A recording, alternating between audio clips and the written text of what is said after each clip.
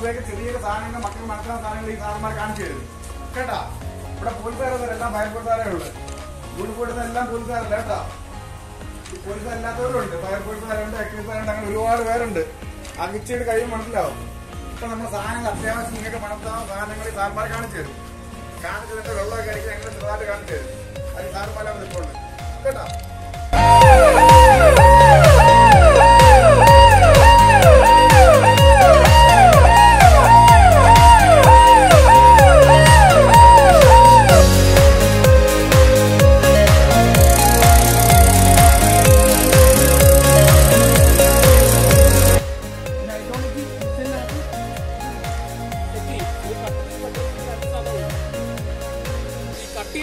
Cut ചെയ്തെടുക്കും. അല്ലെങ്കിൽ ഇപ്പൊ നമ്മുടെ വീടുകളിലൊക്കെ വളർത്തുന്ന പട്ടിയൊക്കെ അല്ലേ, അതൊക്കെ ചിലപ്പോൾ ഈ ഗേറ്റിന്റെ ഇടയിലൊക്കെ കയറി തലയൊക്കെ ജാമായിരിക്കും.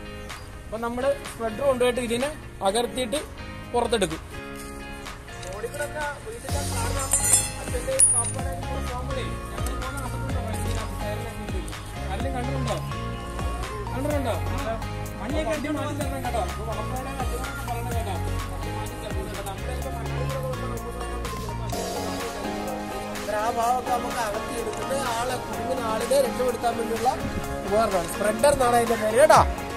അപകടത്തിൽപ്പെടുന്നവരെ രക്ഷപ്പെടുത്താനുള്ള ഉപകരണമാണ് കേട്ടോ. ആളുകൾ അപകടത്തിൽപ്പെട്ടത് കേട്ടോ. അപ്പൊ ഏതാണ് നമ്പർ? എല്ലാവരും പറഞ്ഞ ഒരുമിച്ച് പറഞ്ഞ 101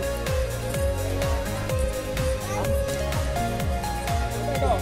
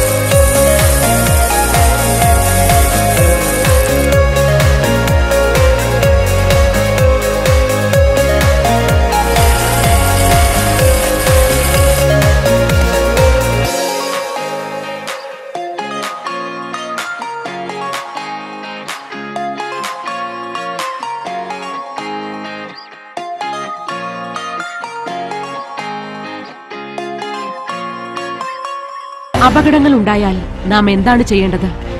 ആദ്യം തിരയുന്നത് രക്ഷയുടെ വാതിലായിരിക്കും.